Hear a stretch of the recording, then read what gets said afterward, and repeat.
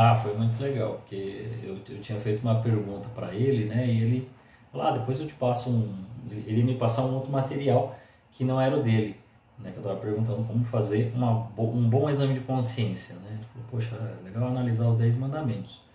Aí eu falei, pô, o senhor não tem curso disso, né? Ele falou, não, mas eu tenho um material, né, de uma outra pessoa, eu te mando por e-mail.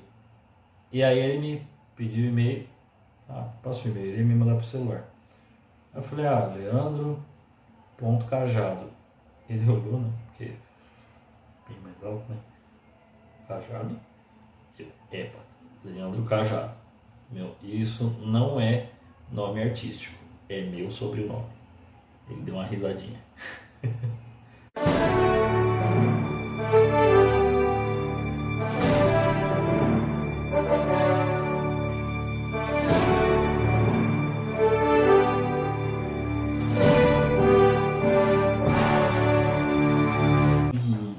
Mais ou menos, na verdade tem mais de 15 anos, porque eu lembro que foi mais ou menos em 2001 que me emprestaram, na época era fita VHS, de uma palestra da Canção Nova, e era o Padre Paulo. Só que eu não sabia, não conhecia ele. E eu era muito magrinho, então me emprestaram dizendo que, parece contigo, porque eu tinha o cabelo bem curtinho, né? Eu cortava bem curtinho, e o padre já estava perdendo, né? Eu já estava careca, não lembro exatamente. Então, aqui a palestra falava sobre a figura do pai. E aí o padre fez a junção do pai do céu com o pai da terra. E fez toda a pregação e ao final me marcou muito, porque era uma quinta-feira, né, que ele pregou. E aquela oração que ele fez, você ouvia da câmera, né, o pessoal da Canção Nova filmando, você ouvia o grito do choro, né, as pessoas chorando alto e tal. Então eu falei, nossa, né, e a oração dele contundente, firme, né. Passou o tempo e depois o mais interessante foi que o padre apareceu depois de novo, né? Eu não estava mais tão atento na época que fui vê-lo, que era mais ou menos em 2006, que se contar aí é que dá mais ou menos os 15 anos, e eu encontrei ele por acaso, porque eu estava mudando de canal e apareceu ele na Canção Nova. E eu olhei e falei, aquele padre lá que tinha me emprestado a fita. Olha que coisa, né? E aí peguei e falei, deixa eu ver esse final aqui. E gostei muito, porque a explicação dele tem uma coisa que poucas pessoas conseguem fazer, que é pegar um negócio complexo, né, um tema complexo, e conseguir tornar ele fácil para uma linguagem acessível, assim, que qualquer um consegue entender. Então aquilo me chamou muita atenção. Outra coisa, logo depois, né, eu fui procurá-lo novamente e encontrei um blogzinho. E esse blog tem lá tinha as primeiras palestras dele, né, o primeiro curso que foi a terapia das doenças espirituais, e depois ele começa a colocar outros cursos, né, mais ou menos ali entre 2008 e 2009 que ele começa a colocar curso, tudo em áudio.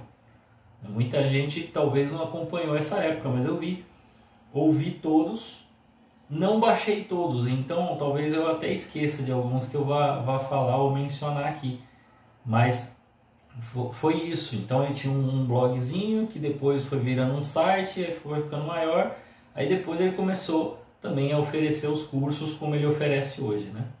Mas isso foi muito legal. Ter conhecido desde o princípio, logo que o site iniciou. Eu lembro que quando eu encontrei, eu disse, padre, não tinha associado ainda, tinha um blog. Mas eu falei, padre, eu sou sócio do seu site, né? Eu sócio no sentido de associado, né? Desde 2006. Aí ele olhou assim e falei, porque foi mais ou menos ali que o senhor começa a colocar uma palestra, colocou outra, logo depois o senhor pôs o curso, e assim foi. E isso foi muito legal, né? Olhou surpreso assim, né? Não acho que ele vai lembrar, até porque assim, quantas milhões de pessoas esse homem vê, né? Mas eu acho legal fazer minha parte aqui e esse justo momento, porque nem preciso indicar para as pessoas, né? Eu vou dizer, vale a pena, né? Os outros são mais novos, né? As outras análises. Esse aqui todo mundo sabe que vale a pena, que é importante, né? Eu imagino que sem o Padre Paulo não tinha Santo Dom Bosco, não tinha minha biblioteca católica, a Eclésia não seria o que ela é hoje, entre outros, né? Inclusive, né, não é à toa eu estar colocando nesse mês, porque o próprio site, a SESI Catequese, tem muito do que foi aprendido com o Padre Paulo. Então acho justa a homenagem e a menção dele nesse mês aqui de aniversário.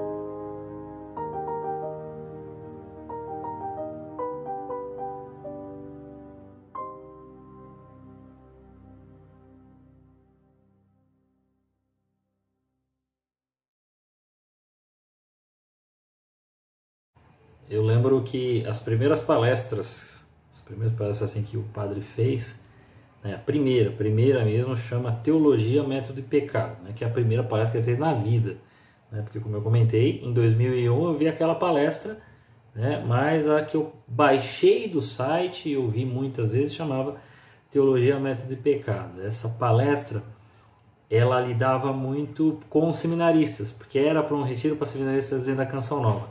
Acho que houve transmissão, ou se não houve, ele gravou e jogou para o site. Não é uma palestra só para seminaristas. Você pode, sendo leigo, pegar aquilo e atribuir para você, porque ele está tratando de situações comuns, né? De como a gente lida com as paixões e como que nós devemos lidar verdadeiramente. Então, nisso não há problema nenhum. Também, depois, ele começou a colocar várias palestras, por exemplo, sobre o Jesus histórico e o Jesus da fé. E até hoje o padre fala disso, né? Quem acompanhou todo o curso que ele trata sobre a pessoa de Nosso Senhor Jesus Cristo, que ele dá toda a teologia, nessa palestra ele explica o problema da teologia histórico-crítica, porque ela só fica num historicismo e não vai para o centro, né, da coisa, que seria uma questão espiritual. O Papa Bento mesmo fala, né, o Cristo da fé é o Cristo histórico, né, não é um mito, não é uma mitologia, não é um avatar, não é coisa nenhuma. Então o padre faz essa explicação nessa palestra. Logo depois ele vem também, eu não sei exatamente a ordem, né, precisaria ver certinho, mas as primeiras palestras foram essas. Depois por que não a Bíblia sem igreja? Essa palestra é muito importante. Por quê? Porque tava naquela moda do Código da Vinci, então o padre pegou e deu toda uma explicação da origem da Sagrada Escritura, né? Por que é que não dá para crer na Bíblia e não crer na igreja? Primeiro porque a Bíblia ela foi, né, definida, o cânon dos 27 livros do Novo Testamento foi definido pelos bispos da Igreja Católica, né? E consequentemente, assim, ainda que se discuta os 7 livros do Antigo Testamento, né, o Novo Testamento todinho definido pela Igreja está lá junto, né? Então ele vai mostrando o problema, né, por conta até dos livros apócrifos que foram usados no filme Código da Vinci. Se você não tem uma fé católica, para você cair é muito fácil, se você não tem uma fé verdadeira.